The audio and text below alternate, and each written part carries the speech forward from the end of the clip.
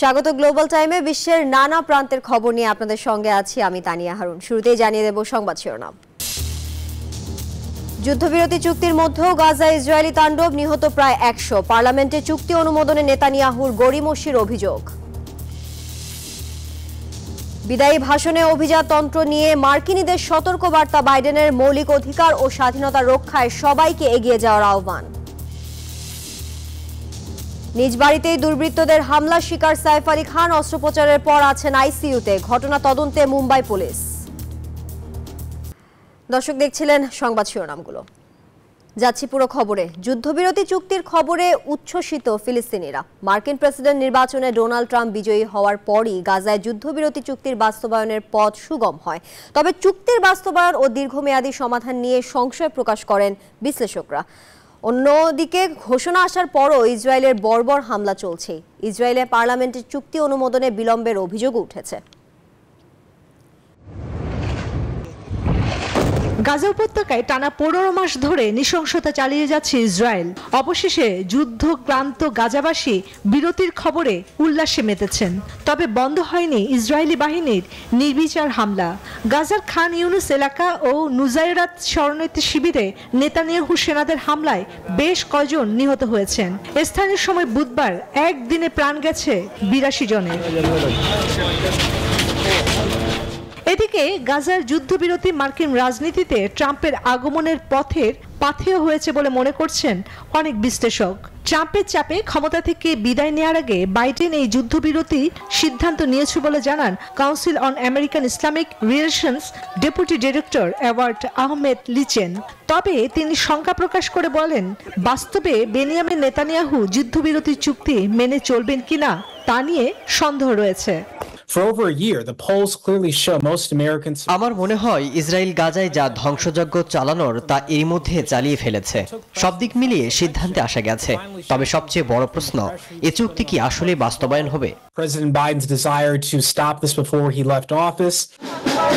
যুক্তরাষ্ট্রের রাজনীতি পট পরিবর্তনে গাজা যুদ্ধের মোড় ঘুরিয়ে দিয়েছে বলে জানান জেরুজালেমের সাবেক মেয়র।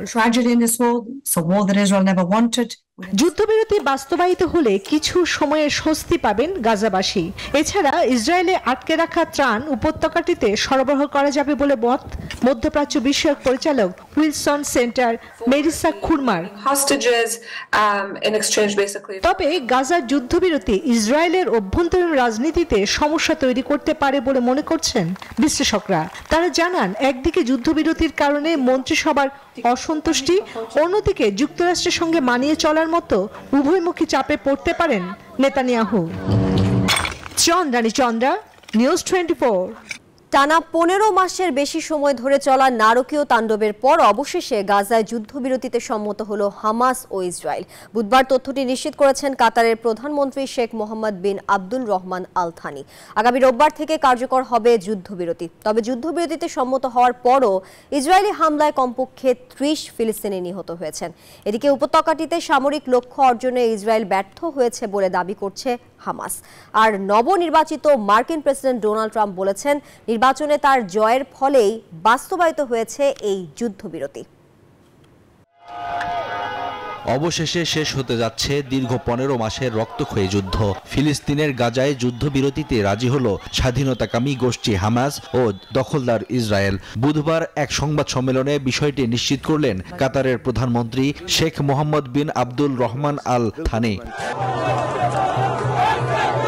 ১ বছরের বেশি সময় ধরে চলা ভয়াবহ যুদ্ধ বন্ধ হওয়ার খবরে উল্লাসে ফেটে পড়লেন সর্বস্ব হারানো গাজাবাসী। বাধা ভাঙা উল্লাস করতে দেখা যায় তাদের। মিশ্র প্রতিক্রিয়া দেখা যায় ইসরায়েলও। এদিকে গাজা যুদ্ধে ইসরায়েল সামরিক লক্ষ্য অর্জনে ব্যর্থ হয়েছে বলে এক বিবৃতিতে মন্তব্য করলেন হামাসের সিনিয়র নেতা খলিল আল হাইয়া। গাজায় দুর্ভোগের জন্য হামাস ইসরায়েলকে ক্ষমা করবে না বলে জানান তিনি।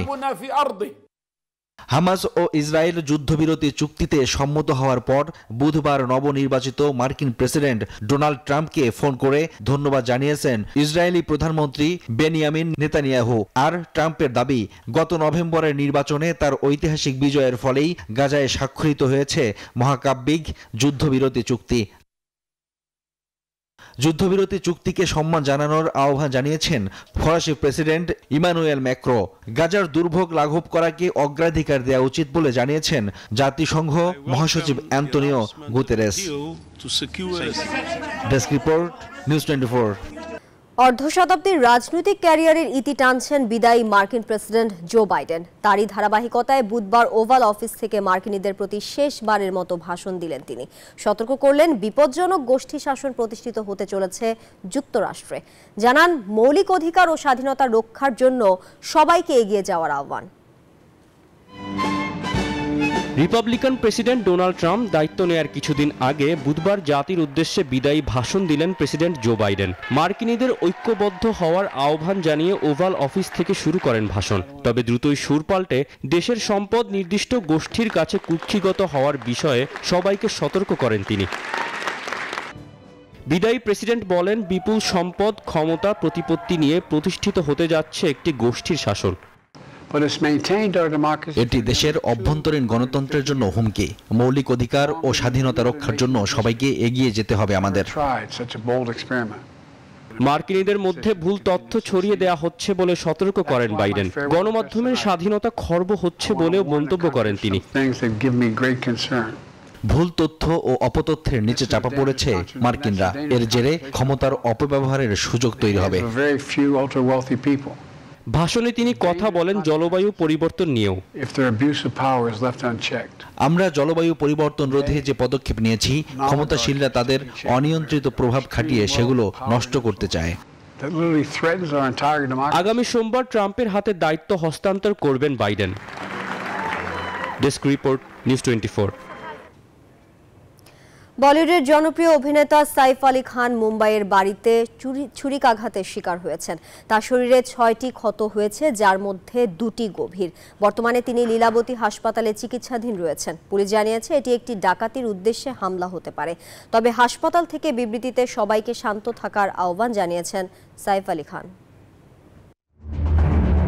বৃহস্পতিবার দিবাগত রাতে বান্দ্রার নিজ বাড়িতে হামলার শিকার হন বলিউডের জনপ্রিয় তারকা সাইফ আলী খান। পুলিশ প্রাথমিকভাবে ধারণা করছে এটি ডাকাতির উদ্দেশ্যে করা হয়েছিল।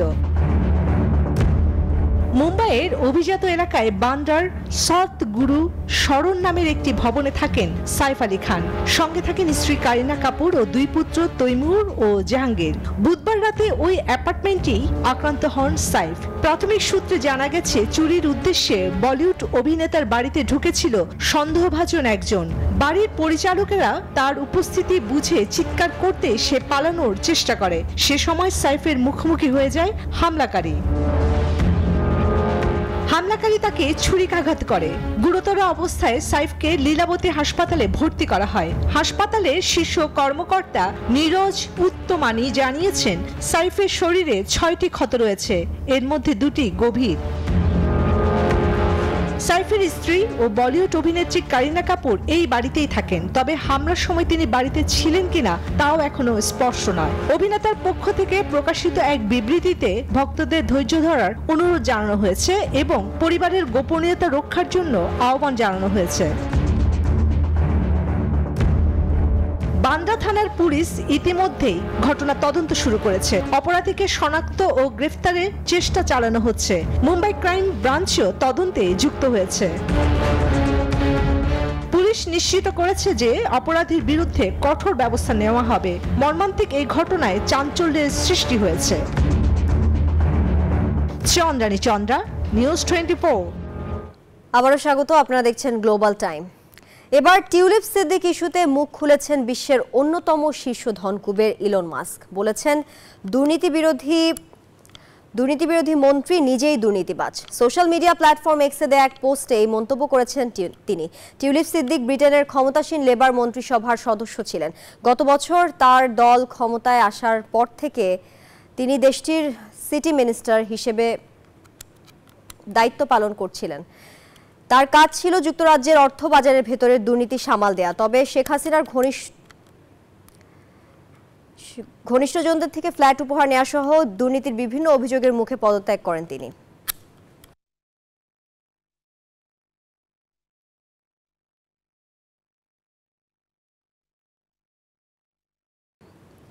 যুক্তরাজ্যের অর্থ ও নগর বিষয়ক মন্ত্রী টিউলিপ সিদ্দিকের পদত্যাগ ঘিরে পার্লামেন্টে প্রশ্নের মুখে পড়েছেন ব্রিটিশ প্রধানমন্ত্রী কিয়ার স্টারমার। বুধবার বিষয়টি পার্লামেন্টে তুলেন বিরোধী দল কনজারভেটিভ পার্টির প্রধান কেমি বেইডনক। দুর্নীতির অভিযোগ ওঠার পর সমালোচনার মুখে মঙ্গলবার পদত্যাগ করেন টিউলিপ। তিনি অর্থ মন্ত্রণালয়ের সিটি মিনিস্টার হিসেবে আর্থিক খাতে দুর্নীতি দমনের দায়িত্বে ছিলেন। এদিকে টিউলিপকে ঘিরে ওঠা বিতর্কের প্রসঙ্গে টেনে বিরোধী দলীয় নেতা বেইরন বুধবার পার্লামেন্টে অধিবেশনে বক্তব্য দেন। বলেন, বাজারে যখন অস্থিরতা চলছে তখন সাবেক সিটি মিনিস্টারকে ঘিরে উদ্ভূত সংকটে জড়িয়ে এই বিষয়ে মনোযোগ হারিয়েছেন প্রধানমন্ত্রী।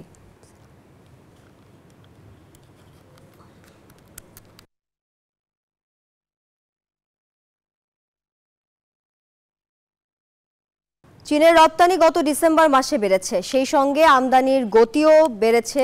দেশটির সরকারি পরিসংখ্যানের তথ্য অনুযায়ী 2024 সালের ডিসেম্বরে আগের বছরের একই মাসের তুলনায় 10.7% বেড়েছে। যদিও রয়টার্সের জরিপের রপ্তানি প্রবৃদ্ধি 7.3% হতে পারে বলে জানিয়েছিলেন অর্থনীতিবিদরা। নভেম্বর মাসে রপ্তানি প্রবৃদ্ধি 6.7% ছিল। একই সঙ্গে ডিসেম্বরে চীনের আমদানি প্রবৃদ্ধি 1% হয়েছে।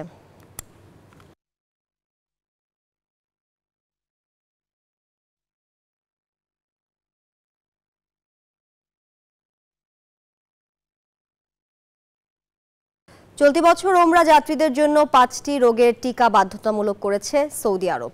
Meningitis, polio, yellow fever, corona এবং সিজনাল ইনফ্লুয়েঞ্জার মতো টিকা বাধ্যতামূলক করেছে রিয়াদ, যা 1 ফেব্রুয়ারি থেকে কার্যকর হবে। সৌদি আরবের রিয়াদ থেকে রুস্তম খানের তথ্যচিত্রে ডেস্ক রিপোর্ট। হজ যাত্রীদের মতো উমরা যাত্রীদের জন্য মেনিনজাইটিসের টিকা বাধ্যতামূলক করেছে সৌদি সরকার। চলতি বছর উমরা যাত্রীদের জন্য মেনিনজাইটিসের টিকা সহ মোট 5টি রোগের ভ্যাকসিন বাধ্যতামূলক করেছে দেশটি। এই রোগগুলো হলো পোলিও, ইয়েলো ফিভার বা পিথজ্বর, করোনা এবং সিজনাল ইনফ্লুয়েঞ্জা। সম্প্রতি এক বিজ্ঞপ্তিতে তথ্য জানিয়েছে দেশটির বেসামরিক বিমান চলাচল কর্তৃপক্ষ। জানায় উমরা পালনের অন্তত 10 দিন আগে বিশ্ব স্বাস্থ্য সংস্থা থেকে স্বীকৃত এসব টিকা নিতে হবে যাত্রীদের। এমনকি ভিজিট ভিসায় আসা ব্যক্তিদের জন্য স্বাস্থ্য পরীক্ষা ও মেনিনজাইটিস এবং ইনফ্লুয়েঞ্জার টিকা বাধ্যতামূলক করা হয়েছে। আগামী 1 ফেব্রুয়ারি থেকে নতুন এই নির্দেশনা কার্যকর হবে। এখানেই শেষ নয়, উমরা যাত্রীদের সবাইকে টিকা সংক্রান্ত সনদ নিজেদের সঙ্গে রাখার পরামর্শও দেওয়া হয়েছে। তাছাড়া যেসব যাত্রী দীর্ঘস্থায়ী অসুস্থতায় আক্রান্ত তাদেরকে টিকা সনদের পাশাপাশি নিজেদের শারীরিক অবস্থা সংক্রান্ত তথ্য ও প্রয়োজনীয় ওষুধ রাখার নির্দেশনাও দিয়েছে সৌদির বেসামরিক বিমান চলাচল কর্তৃপক্ষ। Desk report, news 24। কুয়েতে 3 দিন ব্যাপী 13তম আন্তর্জাতিক হোরেকা মেলা শেষ হচ্ছে আজ। পর্যটন খাতের প্রচারণা ও প্রসার ঘটাতে কুয়েতে প্রতি বছর আয়োজন করা হয় আন্তর্জাতিক হোরেকা মেলায় কুয়েতের Sheraton, Meridien, Millennium, Crowne Plaza সহ 5 তারকা হোটেলগুলো তাদের পরিষেবার মান এবং বিশ্বের নামি দামি কোম্পানিগুলো তাদের পণ্য প্রদর্শন করছে। এই মেলায় হসপিটালিটি সার্ভিসেসে পেশাদারিত্বের বিভিন্ন বিষয়ে প্রতিযোগিতা অনুষ্ঠিত হয়। সেই প্রতিযোগিতায় অংশ নেয় দেশটিতে ফুড এবং হোটেল সেক্টরে কর্মরতরা। বাংলাদেশ প্রেস ক্লাব কুয়েতের সভাপতি সিনিয়র সাংবাদিক মঈনুদ্দিন সরকার সুমন, ক্রিকেট অ্যাসোসিয়েশনের সভাপতি জাহাঙ্গীর খান পলাশ, ইভেন্ট ফটোগ্রাফার আমিন মেলা পরিদর্শন করেন।